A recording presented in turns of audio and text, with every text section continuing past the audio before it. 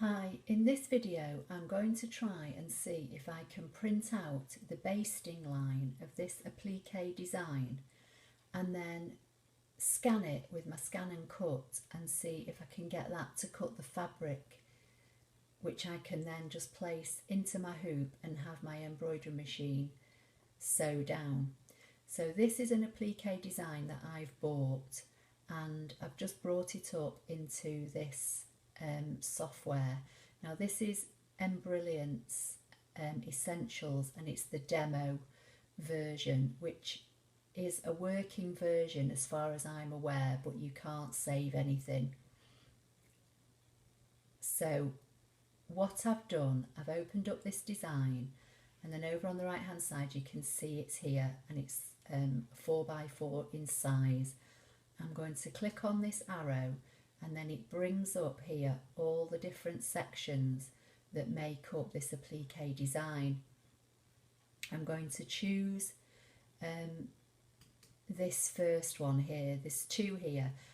I'm new to embroidery, but I think that this would be what they call like a tack down stitch or a basting stitch, which you would then just put your piece of fabric on top. Then you would stitch this over to tack it down, and then you would take the hoop out of your machine, cut round the fabric, put it back in the machine and let it carry on and do the rest of the design.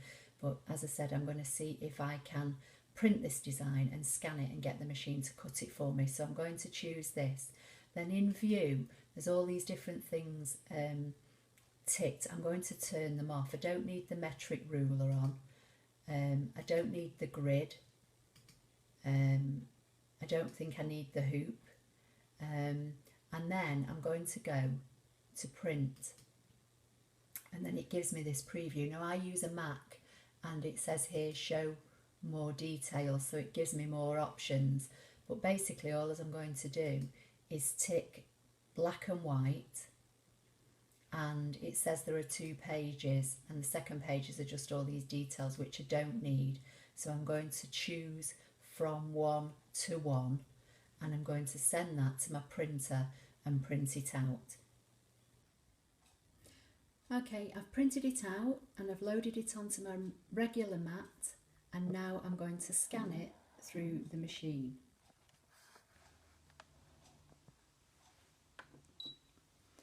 I'm going to use ScanNCut data.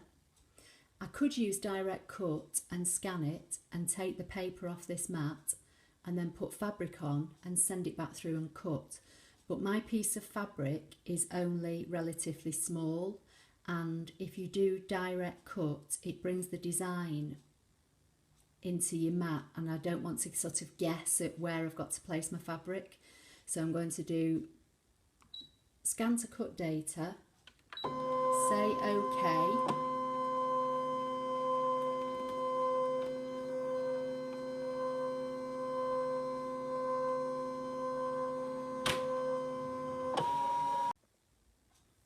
Okay, this is what I got. I just want the outline, so I'm going to choose that, and then I'm going to drag in these handles because I want to isolate the area that I want to cut,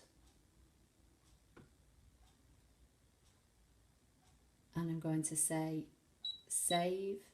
I'm going to save it to the machine, and it's number 14, and say OK. And I can go back to my home button.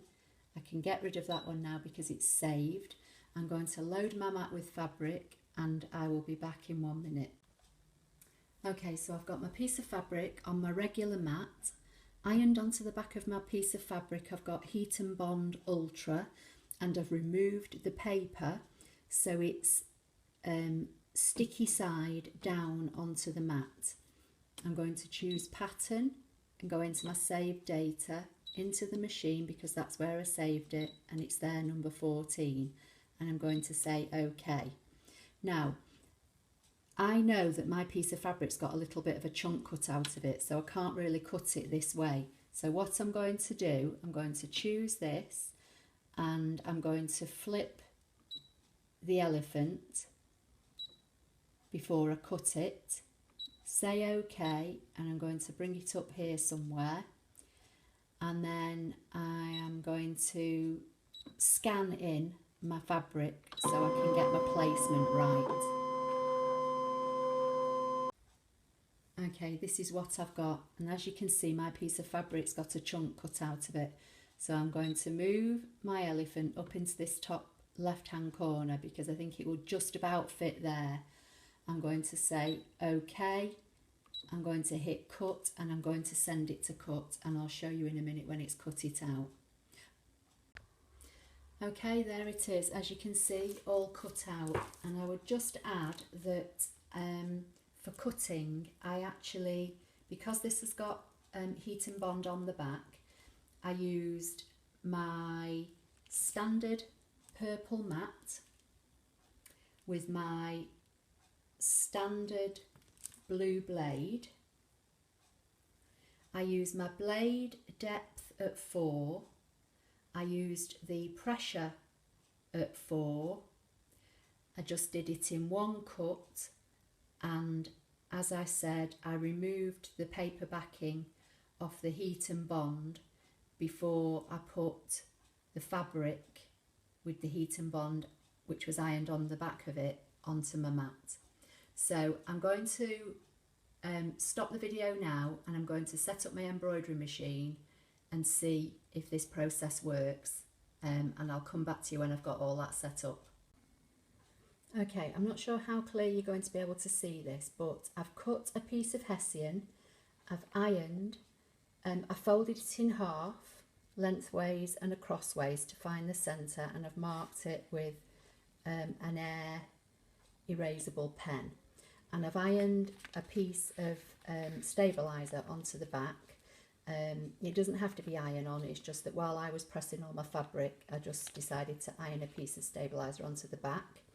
And then I've placed it in my hoop, and I've got it as near central as I can to the middle of my hoop there. So I'm just going to put it in the machine and set it up and see what we get.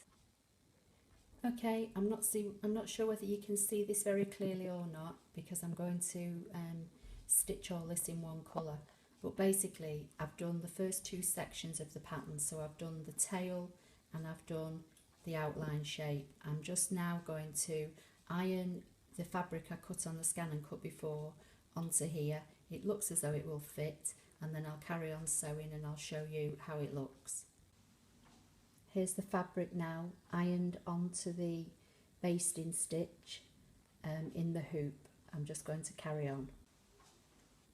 Okay, there's the finished result. I'm going to make it into a little bag, so I'll show you later.